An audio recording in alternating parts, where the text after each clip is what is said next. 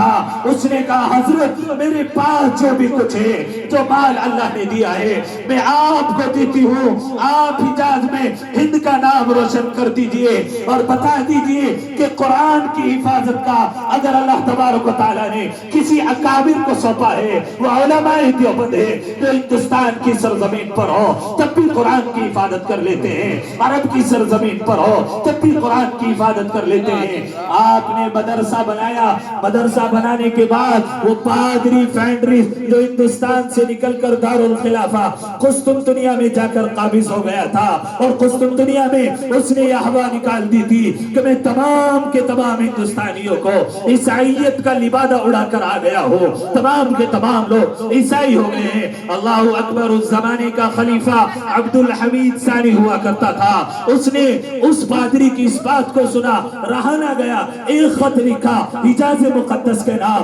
مکہ المکرمہ کے ایک ولی کے نام، اور کہا حج کے دنوں میں لوگ تمہارے یہاں پر ہندوستان سے بھی آئیں گے، ذرا معلوم کیجئے ہندوستانی باشندوں سے کیا ابھی ان کی ماں نے وہ بیٹے چلنے بند کر دیے جو ان عیسائیوں سے مناظرہ کر لے، جو ان پادریوں سے مناظرہ کر لے۔ اللہ اکبر۔ مکہ کے ولی نے اس خط کو پڑھا، خط پڑھنے کے بعد تمام ہندوستانی لوگوں کو بلایا، حاجی امداد اللہ مہاجر مکی رحمت اللہ علیہ اسی میٹنگ میں موجود تھے، اس نے وہ خط حاجی امداد اللہ مہاجر مکی کو دکھایا اور کہا کہ دیکھو تمہارے ہندوستان کے اندر یہ عیسائیت کی تبلیغ کر کے آ گیا تھا، تم کیسے زندہ تھے، تم نے رسول اللہ کے دین کی کیسے حفاظت نہیں کی، تم یہاں حجاز مقدس کیسے ہجرت کر کے چلے آئے ہو۔ اللہ اکبر۔ حاجی امداد اللہ نے خط پڑھا، کہا حضرت جس پادری نے جس عالم سے وہ مناظرہ کیا تھا وہ عالم بھی ہجرت کر کے حجاز مقدس آ چکا ہے، آپ کہیں تو میں ملاقات کرا دوں۔ علامہ رحمت اللہ کیرانوی کے ہاتھ میں وہ خط دیا گیا، علامہ رحمت اللہ علیہ نے کہا حضرت اس وقت بھی میں اس سے مناظرے کے لیے گیا تھا، 3 دن کے بعد ہندوستان سے بنا بتائے ملک چھوڑ کر آ گیا تھا، میں آج بھی بالمشافہ اس سے مناظرہ کرنے کے لیے تیار ہوں۔ خلیفہ عبدالحمید ثانی نے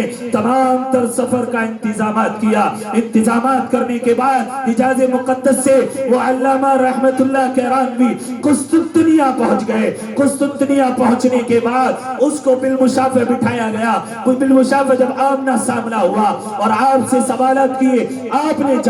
جوابات دیے، پادری فینڈریس لا جواب ہوا، قسطنطنیہ کے دارالخلافہ کو چھوڑ کر کے چلا گیا۔ اس وقت میں وہاں جتنے بھی عیسائی لوگ بیٹھے ہوئے تھے مناظرہ دیکھنے کے لیے آئے تھے کہ اس نے تو بڑا مشہور کیا ہے کہ میں نے ہندوستان کے لوگوں کو عیسائی بنا کر کے آیا ہو۔ جب حضرت علامہ رحمت اللہ کیرانوی نے اس کو لاجواب کر دیا، جواب نہ بن پایا، جتنے پادری وہاں پر بیٹھے ہوئے تھے تمام کے تمام نے بیک زبان ہو کر کے کہا اشہد ان لا الہ الا اللہ۔ نعرہ تکبیر،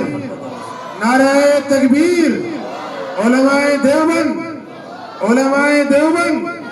مدارس اسلامیہ، ماشاءاللہ۔ یہ تھی آپ کی تاریخ، آپ جس تاریخی قصبے سے تعلق رکھتے ہیں،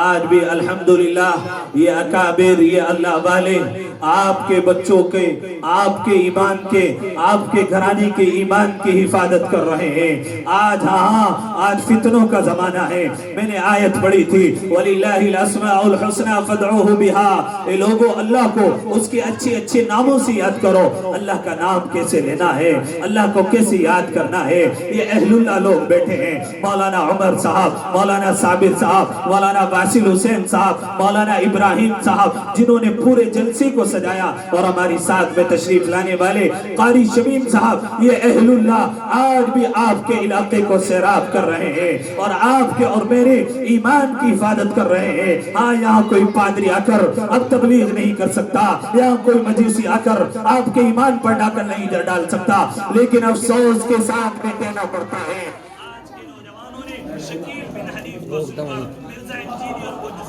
हम किसी चौधरी को पकड़ते, किसी बुजुर्ग को पकड़ते, किसी अल्लाह वाले को पकड़ते और उससे कहते थे कि कुरान पढ़ाना है, मकतब में बच्चों को पढ़ाना है, हम इनकी कफालत नहीं कर सकते। हमारे इलाके के लोग तो उनकी कफालत कर लिया करते थे। हिजाज में आया हूँ, यहाँ मैंने ऐसा मदरसा नहीं देखा। हाँ, हमारे यहाँ पर तो डाक का निजाम मौजूद है, हमारे यहाँ खत तो किताबत चलती है, इस डाक से उस डाक, उस डाक से उस डाक, खत तो किताबत पहुंच जाती है और डाक के जरिए से लोग खत तो किताबत करके अपने अकाबिर से जुड़े रहते हैं। मैंने हिजाज में देखा है कि लोग अब तक जिस तरह पहले से चलते हुए आते थे, खाने काबा के पास में आकर, हतीम के बराबर में आकर अपनी चिट्ठी रख जाते हैं। जिस इलाके का आदमी होता है उसी चिट्ठी को ले जाकर अपने इलाके के आदमी को दे देता है। अल्लाह अकबर, वसाइल की कमी थी, उस औरत से रुदात बयान की। हाँ मेरी माएं बहनें सुन रही होंगी, जरा दिल के कानों से सुनिएगा।